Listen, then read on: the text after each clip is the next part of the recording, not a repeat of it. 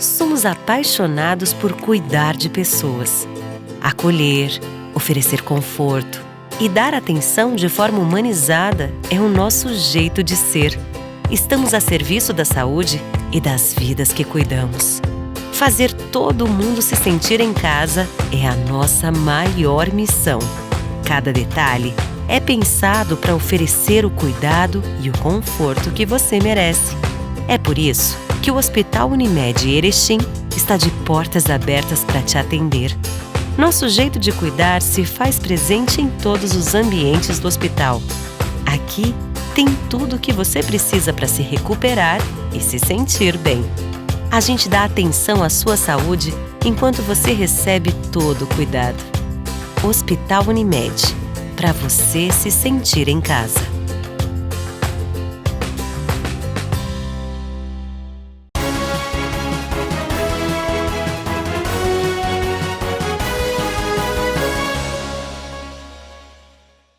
Olá, sexta-feira, 28 de janeiro. Confira os destaques desta edição. Servidores terão salários em dia durante todo o ano de 2022. Agora sim, Jackson Arpini é pré-candidato a deputado federal. De virada, Ipiranga vence o São Luís na estreia do Gauchão. E a previsão do tempo para o final de semana.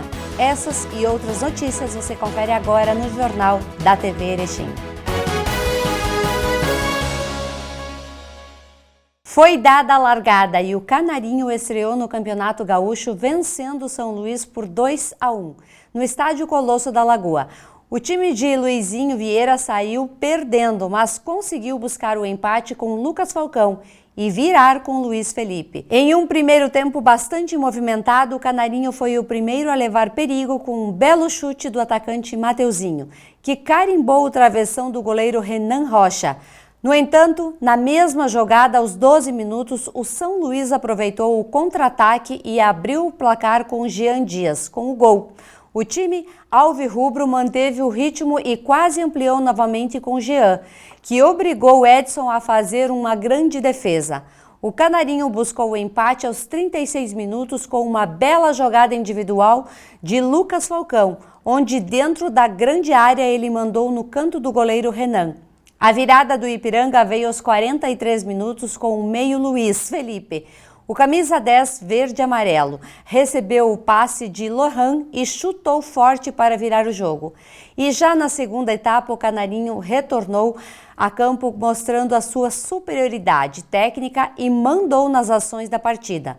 Luiz Felipe criou a primeira chance de gol aos 5 minutos, após chutar de fora da área e a bola passar perto da meta do São Luís. Eric, aos 35 minutos, recebeu nas costas da defesa, ganhou na velocidade, mas desperdiçou grande oportunidade de ampliar o placar. Com o resultado a seu favor, o time de Luizinho Vieira conseguiu administrar o resultado e garantir os primeiros 3 pontos no Gauchão. O Ipiranga volta a campo no próximo domingo, dia 30, às 19 horas, contra o Novo Hamburgo, no Estádio do Vale, pela segunda rodada do Campeonato Gaúcho 2022. O próximo jogo em casa será no dia 2 de fevereiro, diante do União Frederiquense, no Colosso da Lagoa. E o governador Eduardo Leite anunciou nesta quinta-feira que a folha dos servidores do Estado deverá ser paga em dia todos os meses de 2022, já anunciando as datas de crédito até dezembro. Na segunda-feira, dia 31/1, serão quitados os valores da parcela relativos a janeiro. Gaúchas e gaúchos, eu tenho hoje um anúncio importante para compartilhar com vocês. Até o fim desse governo, nós podemos garantir os salários dos servidores do Executivo serão pagos rigorosamente em dia. Ou seja, a garantia de salários em dia vai até dezembro de 2022. Esse anúncio impacta diretamente a vida de quem trabalha para ti, para cada cidadão gaúcho. São homens e mulheres que garantem serviços e um atendimento de qualidade para a nossa população gaúcha. Professores, policiais, bombeiros, profissionais da área da saúde, entre tantas outras áreas. Servidores públicos que merecem não apenas o nosso respeito e admiração, mas também os seus salários em dia. É um dever, a gente sabe, uma obrigação, mas todos sabem bem também que foram 57 meses de parcelamentos, de atrasos. até novembro de 2020, quando finalmente a gente conseguiu quitar a folha dos servidores na data certa pela primeira vez. Além disso, em 2021, a gente conseguiu garantir o 13º salário dos servidores também, não só em dia, mas até antecipado. Como que isso foi possível? Com as reformas estruturais, a reforma administrativa, a reforma da Previdência, que nós aprovamos com apoio da nossa base na Assembleia, com muito diálogo lá no início do governo. As reformas são a base do ajuste fiscal do Estado. Nós reduzimos as nossas despesas e também realizamos as privatizações que viabilizam novos recursos para o Estado, não apenas de forma extraordinária, mas como, por exemplo, pelo pagamento ordinário do ICMS pela Companhia de Energia. Nós implementamos uma programação de modernização da administração tributária, também um grande plano estruturado para arrecadarmos mais sem precisar aumentar impostos. Pelo contrário, reduzindo os impostos aqui no Rio Grande do Sul, como fizemos em diversas áreas, na gasolina, no álcool, na energia, nas comunicações. Quem participou de todo esse processo de planejamento até a execução dessa agenda é o nosso secretário da Fazenda, o Marco Aurélio Cardoso. Eu acho que é importante lembrar aqui o que tornou tudo isso possível e esse anúncio agora. Pois é, governador, esse conjunto de reformas e medidas que o senhor listou, eles são a favor de todos, né? A favor dos servidores e a favor da sociedade. E é um conjunto, eu diria, que inédito no país. Muito se fala nessas reformas administrativa, previdenciária, tributária, teto de gastos, privatizações. Aqui no Rio Grande do Sul, sob a sua liderança, elas não ficaram na retórica. E os resultados, eles estão aí. Já tivemos uma redução de 3 bilhões de reais no déficit previdenciário acumulado ano passado em relação à situação antes da reforma. Então, o ajuste entre receitas e despesas correntes, aquele orçamento do nosso dia a dia, é fundamental para que a gente possa garantir os salários em dia e construir um futuro para o Estado sem solavanco, para não só os servidores, para toda a sociedade, até porque os servidores também são cidadãos. É isso aí. Obrigado, Marco. Destacando que, além de tudo isso, salários em dia, o Estado está fazendo também os maiores investimentos da história recente em todas as áreas. O Rio Grande do Sul desfruta coletivamente, cada gaúcho, dos benefícios deste ajuste das contas que nós promovemos e que vem em proveito de todos, inclusive dos servidores que têm os seus salários em dia.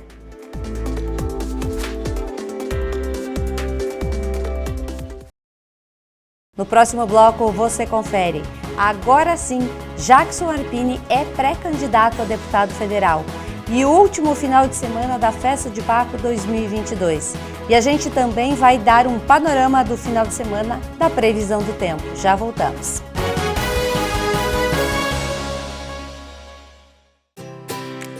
Somos apaixonados por cuidar de pessoas, acolher, oferecer conforto e dar atenção de forma humanizada é o nosso jeito de ser.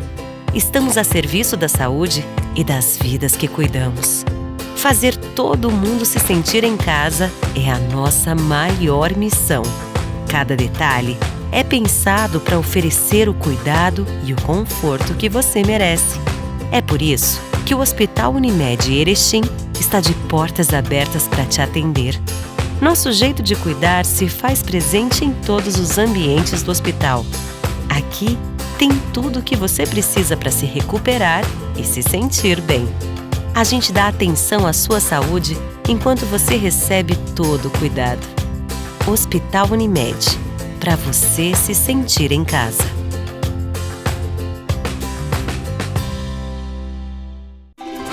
mastersupermercados.com.br.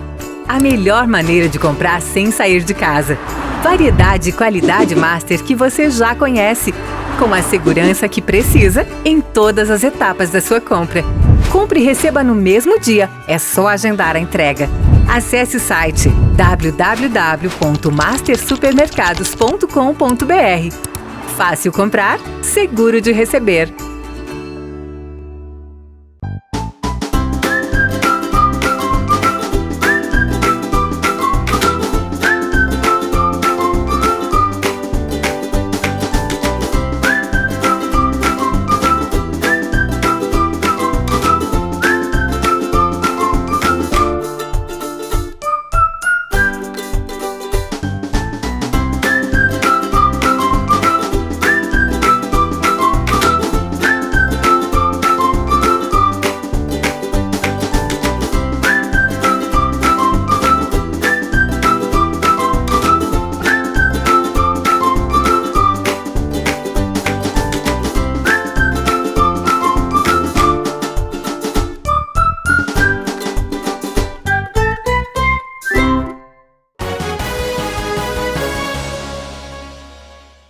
E o próximo final de semana, dia 29, e também o domingo, dia 30 de janeiro, será marcado por mais atividades da Festa de Baco 2022.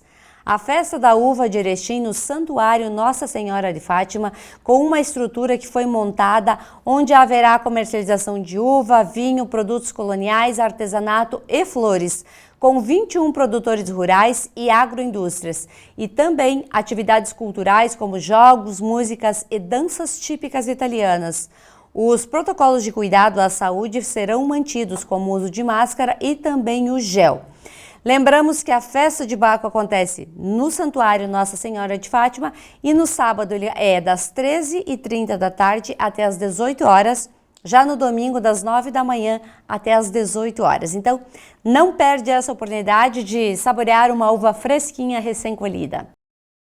Jackson Arpini atualiza sobre os números da pandemia na região da MAU e também sobre os novos investimentos da Fundação Hospitalar Santa Terezinha.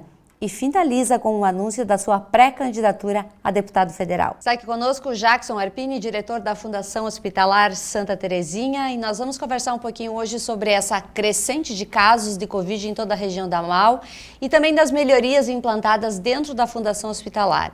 Jackson, bem-vindo.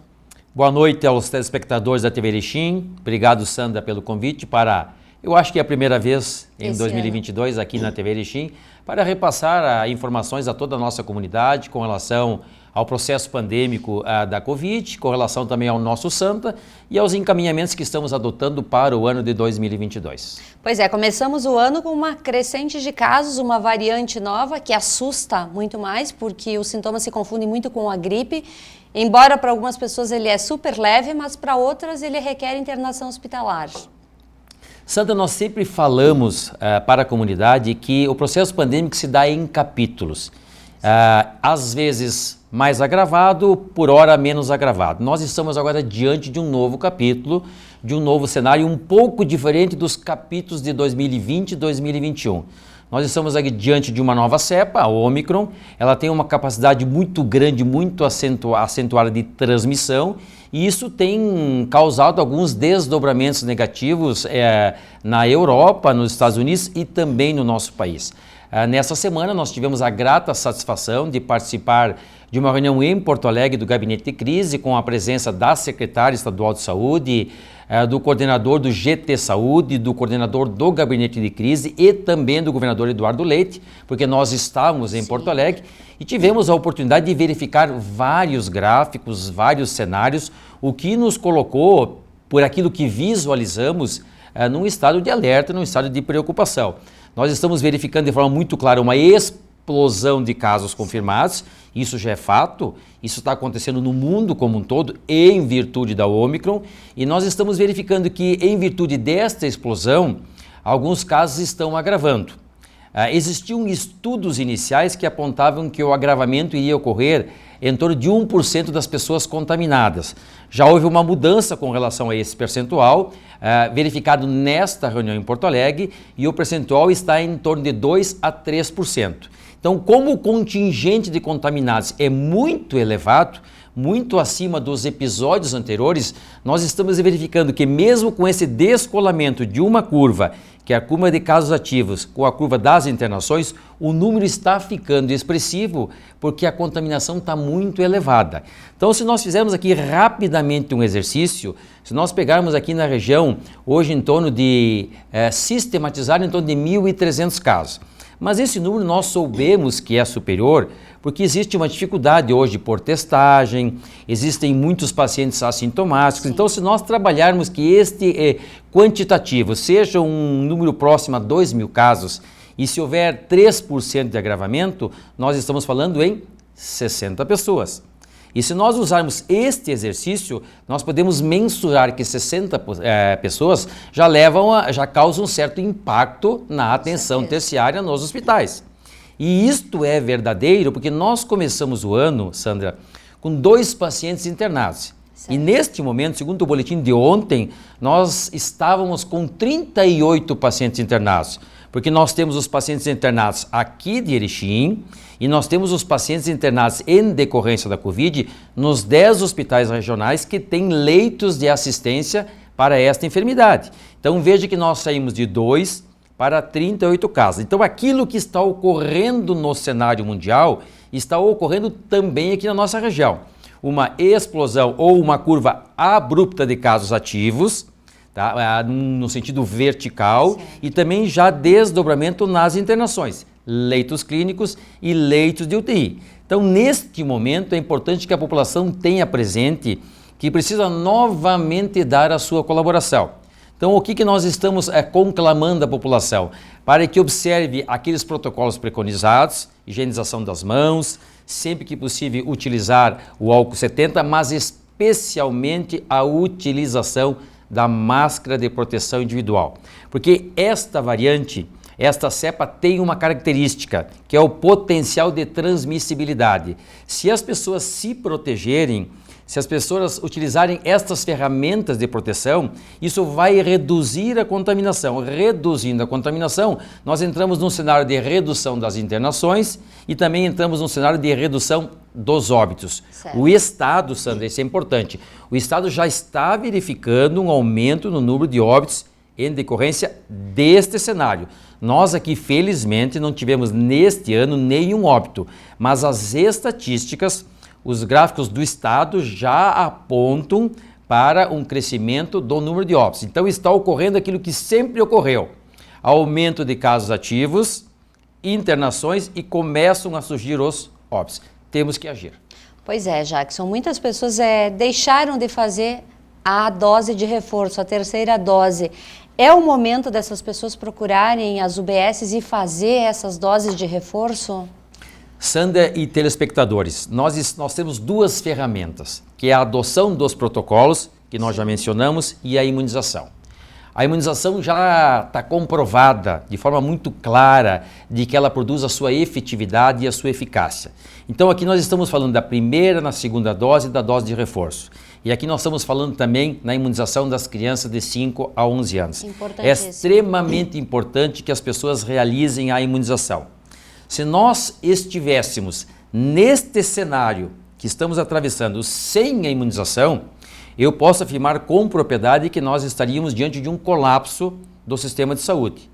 Porque com este poder de transmissão desta variante, nós teríamos inúmeros casos de internações e o serviço de saúde não daria conta. Então nós temos que verificar que a resposta está ocorrendo. Muitas dessas pessoas que estão necessitando não são casos muito graves e estão realmente agravando aquelas pessoas que não têm o esquema vacinal completo ou que têm alguma comorbidade associada.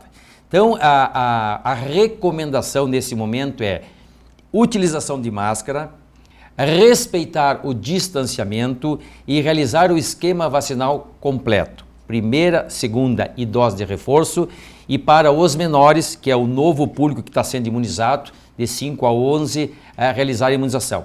Nós também temos que colocar a todos os telespectadores que já existe uma gama expressiva de internações nos Estados Unidos de crianças, e nós estamos verificando isso também no nosso país e também na nossa região. Certo. Nós estamos atualmente com 2 crianças internadas em decorrência da Covid, porque os relatos, os estudos apontam que esta variante, ela também nessa característica de potencialidade de transmissão, tem contraído também crianças nesta faixa etária que até então não foram imunizadas e estão susceptíveis. Então, a recomendação é que este público também faça a imunização. Há uma dúvida, há uma preocupação com relação à imunização, que nós entendemos ser compreensível na condição de pai, de mãe ou de pais. Então, os pais, quando têm alguma dúvida, procurem eliminar essa dúvida, consultem o médico da unidade básica de saúde. Se tem contato com o pediatra, consultem o pediatra para que adotem a medida mais apropriada. Mas a recomendação para este momento, para esse cenário, é que todos realizem a imunização.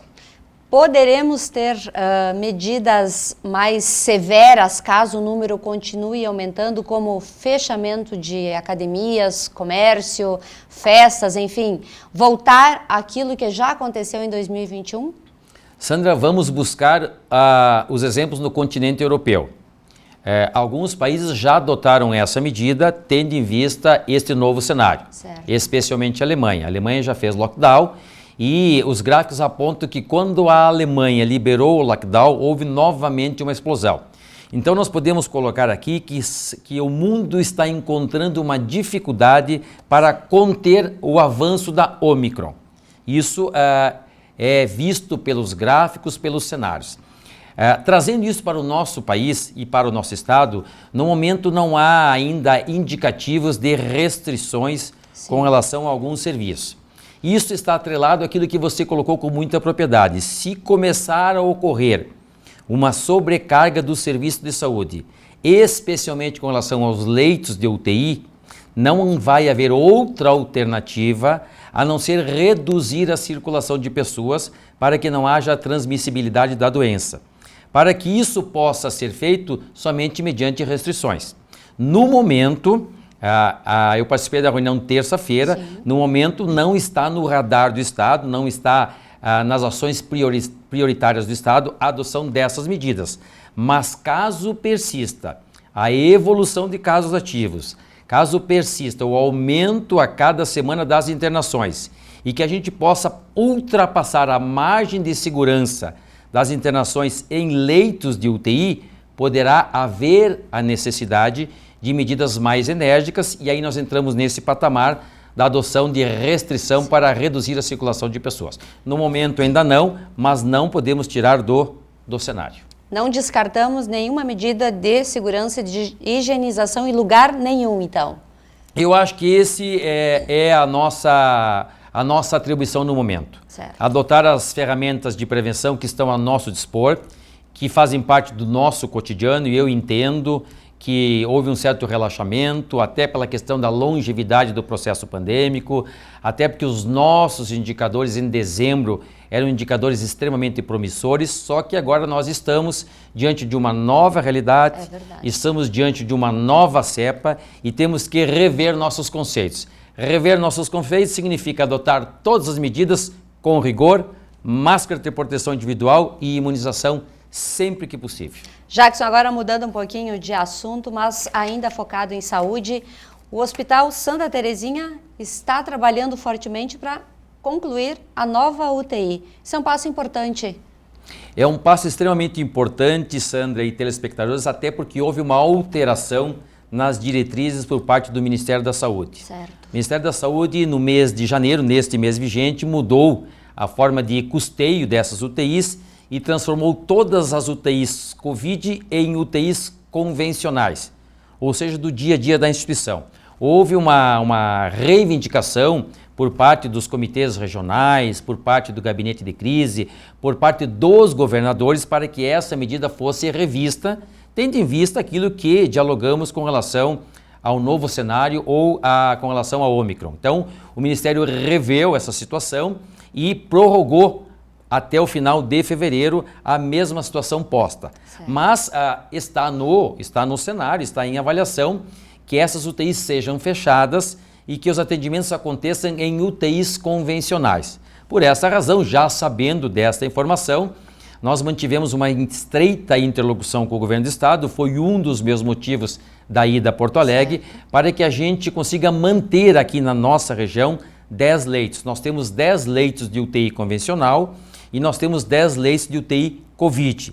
Esses leitos deixariam de existir mediante essa nova normativa. Sim. Então nós pleiteamos, encaminhamos toda essa documentação ao governo do estado para que estes leitos fossem mantidos, nesse momento como leitos de UTI para a assistência da Covid e num segundo momento para que sejam incorporados naquele projeto de ampliação do novo complexo de UTIs que vai passar de 20 leitos para 40 leitos. 20 leitos de UTI adulto, 10 leitos de UTI neonatal e 10 leitos de UTI pediátrica. Que maravilha. Então, neste sentido, Sandra, nós estamos priorizando neste momento, mantivemos uma reunião com Porto Alegre, com a Coordenadoria Regional de Saúde e com a empresa, e estamos direcionando todas as ações para colocar em funcionamento, num primeiro momento, a UTI adulto, para passar de 10 para 20 leitos, no sentido de não perdermos esses leitos que nós temos hoje.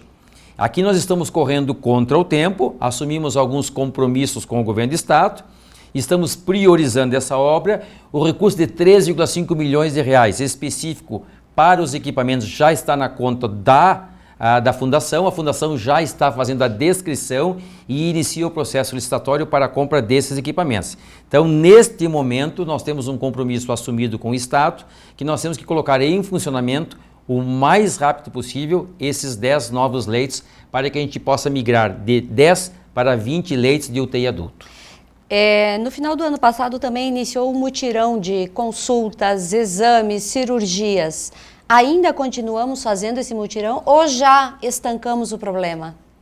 Continuamos e estamos entrando num estado de preocupação, tendo em vista a nova variante. Foram realizados vários mutirões de cirurgias eletivas represadas e também de procedimentos, exames represados.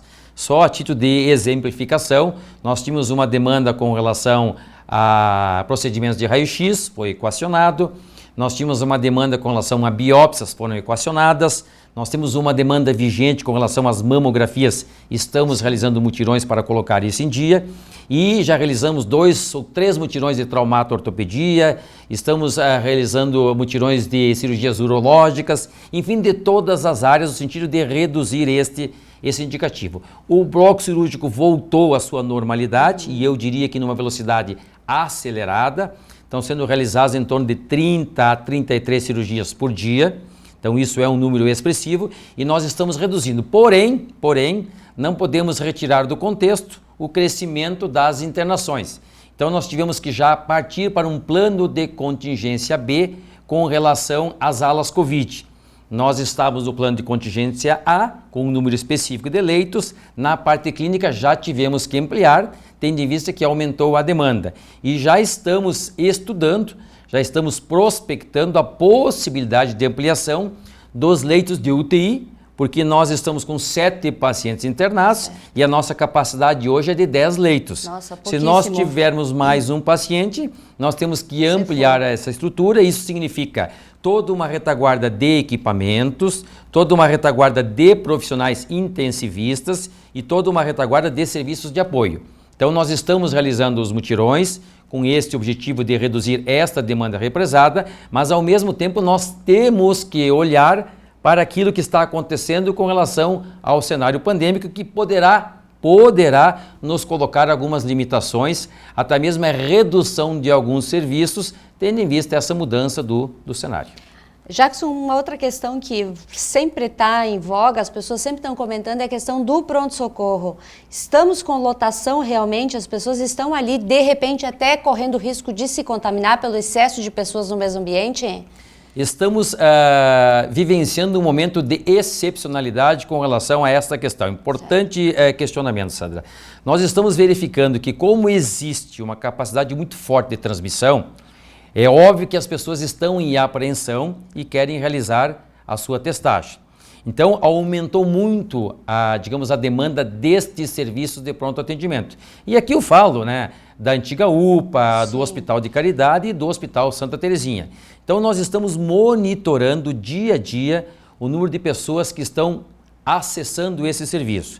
E tem dado uma média de 260 a 270 pessoas dia que estão buscando o pronto-socorro do Hospital Santa Terezinha, chegando em alguns momentos a 320 atendimentos num dia. Nossa, muito Nós sentamos com a Secretaria Municipal de Saúde no sentido de equacionar alguns fluxos, até para que as questões respiratórias sejam encaminhadas para a unidade de pronto atendimento, lá para a Unidade Municipal de Referência em Saúde, a antiga UPA, e que o pronto-socorro ficasse com a responsabilidade dos atendimentos dos casos clínicos e da sua missão, que é os atendimentos de urgência e emergência. Então, isso nós equacionamos, estamos tentando, da melhor forma possível, ajustar.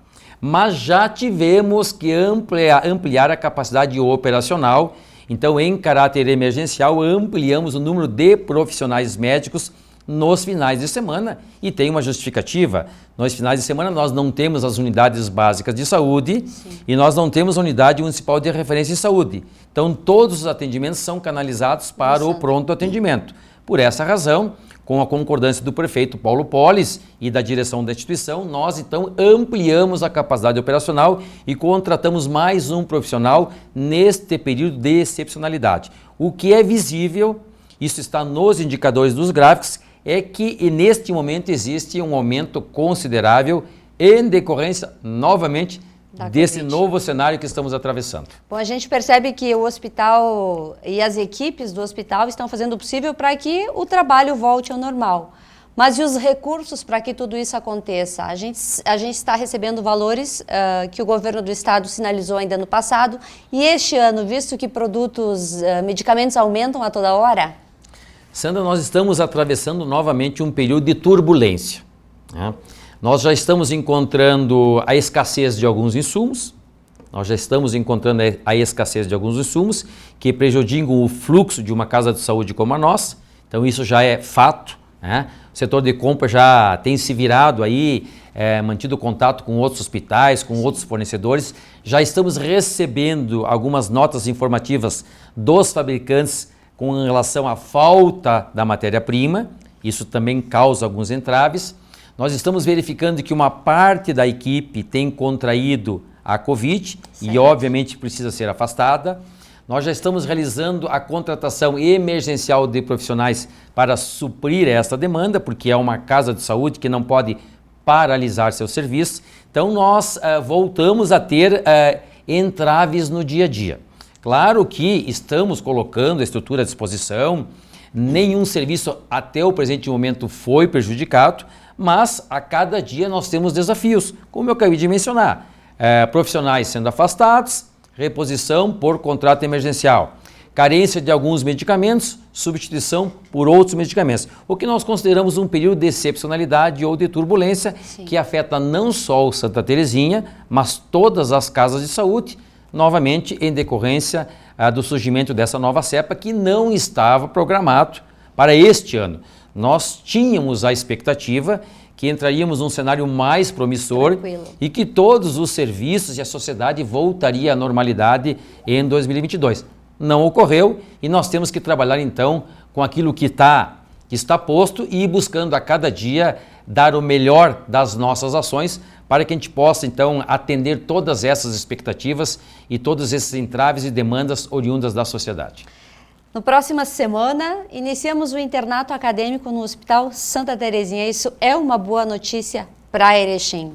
Com certeza, por muito tempo se falou na vinda de um curso de medicina para Erechim, o que era um sonho e um sonho muito distante, né? Graças a um esforço colegiado de inúmeras instituições, nós conseguimos ser, a cidade de Erechim conseguiu ser contemplada com este curso e, por incrível que possa parecer, os acadêmicos estão entrando para o 5º ano, o que significa dizer que no próximo ano, em 2023, haverá a conclusão da primeira turma do curso de medicina da URI Campus de Erechim, o que é uma grande conquista para Erechim e para a região. Em virtude disso, no 5º ano começa a metodologia do internato acadêmico. Os alunos começam então a entrar nessa metodologia de trabalho, que é participar da rotina diária de uma casa de saúde. Isso vai acontecer no nosso hospital, no Hospital Santa Terezinha, vai acontecer também no Hospital Comunitário de Nonoai, no Hospital São Roque de Getúlio Vargas, claro que de forma mais acentuada aqui no nosso Santa, por ser um hospital de 186 leitos, ser um hospital de referência SUS. Então, na próxima semana, começa então o internato acadêmico. Já estamos conversando com todos os profissionais das áreas específicas. Está sendo finalizada uma área específica que nós denominamos área do conhecimento, onde vai concentrar numa estrutura nova, são várias salas, vai concentrar a residência médica e o internato acadêmico. Então, um espaço específico para a residência médica, uma sala de aula ampla para o internato acadêmico, mais salas menores para estudo de casos clínicos e salas de estudo e um plantão para a residência médica. Então é um espaço novo, um espaço que foi todo reestruturado, todo revitalizado e que vai ser colocado à disposição provavelmente nos próximos 15 dias para o hospital, para a comunidade e para a comunidade acadêmica e para os residentes que vão ficar concentrados nessa área que estamos denominando área de conhecimento. Não deixa de ser um avanço. Sim. Nós soubemos também que esses alunos e esses residentes já estão prestando serviços para a instituição, o que agrega valor, porque nós podemos ampliar a nossa capacidade de atendimento e a nossa capacidade resolutiva. Não deixa de ser uma casa de saúde, sim, mas também uma casa de ensino. E eu tenho dito que saúde e educação são pastas que caminham de mãos dadas. Jackson, mudando agora um pouquinho de assunto e falando das eleições 2022, um ano que já começa a se desenhar, nomes já começam a surgir, tanto para deputado estadual, deputado federal, para presidente, governador, enfim. A política ela começa a ganhar corpo. E nós também ganhamos um pré-candidato, que é o teu nome agora, 100% confirmado. Sandra, esse é um assunto que eu tenho trabalhado com muita precaução, com muita responsabilidade, com muita serenidade, porque eu acho que tem inúmeros desdobramentos, sim, na questão da vida particular, na questão funcional. São coisas que mudam, entende, a vida de uma pessoa. Não existe candidatura de uma pessoa, não existe candidatura de uma figura, não existe candidatura de um cidadão. Na minha concepção, existe candidatura de um grupo e esse grupo tem que ter um entendimento ou uma decisão colegiada. Então nós estamos aí há 60, 90 dias consultando as lideranças aqui do município de Erechim, tanto as lideranças políticas, sim, do PSDB, como também lideranças empresariais, comerciais e da área da saúde, que é uma área que eu tenho uma certa proximidade, no qual eu atuo. Então, ouvindo essas pessoas, nós estamos avançando nas construções. Começamos também a ouvir as lideranças regionais.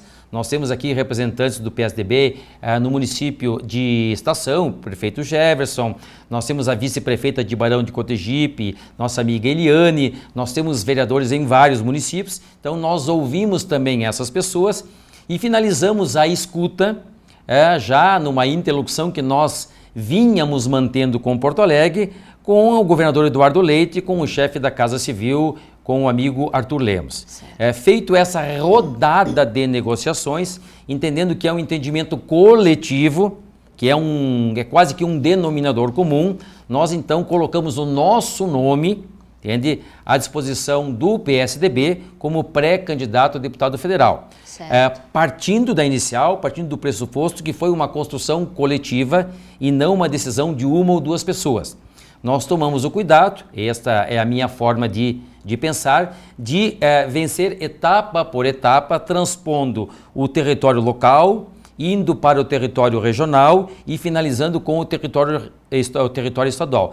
Feito esta escuta, estas observações, chegou o momento de uma definição, até porque a eleição é neste ano, e nós então entendemos ser oportuno colocar o nosso nome à disposição do partido, porque quem tem que referendar é o partido. Então, nesse momento, o nosso nome está à disposição do partido, nível local, regional e estadual, como um pré-candidato a deputado federal pela região, e sustentando aquilo que sempre sustentamos, que nós estamos perdendo tempo, como região, a partir do momento em que não elegemos um representante para o Parlamento Federal. Se nós pegarmos o mapa do Rio Grande, eu já falei isso inúmeras vezes, nós podemos verificar apenas numa fotografia as regiões ou os municípios que têm representação, porque não resta dúvida que uma representação federal traz inúmeros dividendos para a região, e eu não falo aqui única e exclusivamente nas emendas parlamentares. Sim. Isto é um dos benefícios. Tem o rateio da bancada gaúcha, mas especialmente o encurtamento das distâncias, a aproximação da região com o poder decisório. O poder decisório está em Brasília, os recursos estão em Brasília, os ministérios estão em Brasília. Então nós temos condições, com uma representação, de apresentar projetos, proposições, demandas. Vamos ao exemplo do governo do Estado. Nós encurtamos distâncias com o governo do Estado, nós nos aproximamos do governo do Estado e só no campo da saúde, em 6 meses nós conseguimos, mediante projetos, arrecadar 6,5 milhões de reais, fato que nunca tinha acontecido aqui com nossa região, e nós temos inúmeras outras pastas, né? Com relação à pavimentação, às ligações asfálticas, a segurança, a partir do momento em que houve esta aproximação, essa interlocução. Eu creio que a região tem que ter este pensamento. O nosso nome é um nome que terá que ser apreciado pela comunidade, nós estamos colocando à disposição, mas não resta dúvida, Sandra e telespectadores, que uma região cresce, avança, prospera a partir do momento que tem um representante na Câmara Federal. Muito se fala do governador Eduardo Leite ir para uma reeleição ou, de repente, ele parar por aqui. Na tua opinião, ele vai para uma reeleição ou não? Eu não tenho a prerrogativa de falar em nome do governador Eduardo Leite. Mas isso fortaleceria a tua campanha também. Mas pelas conversas que tivemos, ele tem uma posição contrária à reeleição. Pois é. É uma posição pessoal do governador. E pelas conversas que tivemos, ele tem manifestado em todas que não é candidato à reeleição. Inclusive avança dizendo que não é candidato a nenhum cargo eletivo. Claro que o tempo vai responder esse questionamento, Sandra, mas ele tem dito aos integrantes do partido e nas nossas reuniões que não concorre à reeleição, porque é uma posição pessoal dele, porque tem um entendimento contrário a esta, digamos assim, essa normativa do processo de reeleição. Certo. Jackson, obrigada por estar mais uma vez aqui na TV, falando de tantos assuntos e assuntos que só engrandecem a nossa região, visto que estamos todos na mesma situação, precisando nos cuidar, precisando de recursos para o hospital e precisando de alguém de liderança lá em Brasília nos representando. Sucesso para ti em tudo que tu almeja durante esse ano. Muito obrigado, Sandra, pela oportunidade e, mais uma vez, chamo a atenção de todos os telespectadores, aqui aproveitando a amplitude das câmaras, no sentido de que estamos diante novamente de um novo cenário. O cenário nos impõe algumas medidas e nós temos que voltar a adotar com o maior rigor os protocolos e, sempre que possível, realizar a imunização, porque é uma importante ferramenta coletiva de prevenção e de resposta ao processo pandêmico. Muito obrigado pela oportunidade e uma boa noite. Sexta-feira, friozinho, deu até para puxar o casaco. Pela manhã a gente viu várias pessoas na rua já com um casaquinho. A temperatura deu uma mudada mesmo. Amanheceu com 16 graus, não dá para acreditar. Vamos ver o final de semana? No sábado pela manhã também vai ser fresquinho, 14 graus. A máxima 26, a média do dia 20 graus, super agradável. A umidade do ar 28%, ventos 11 km por hora e não teremos chuva, porém o sol vai aparecer, então vai dar aquela aquecidinha. No domingo a mesma coisa, mas começa com 15 graus, a máxima 27, a média do dia em torno de 21 graus, a umidade do ar 29%, ventos 10 km por hora e também não teremos chuva no domingo, o tempo vai estabilizar. Segunda-feira já muda um pouquinho, 15 graus ao amanhecer, 27 é a máxima, 21 é a média do dia, 43% é a umidade do ar, 8 km por hora são os ventos e 10 milímetros de chuva, mas o sol também vai aparecer. Quer dizer que estes 10 milímetros eles vão acontecer em qualquer horário do dia ou da noite de segunda-feira. E a todos vocês uma boa noite e a gente se encontra no final de semana na edição das 20 horas.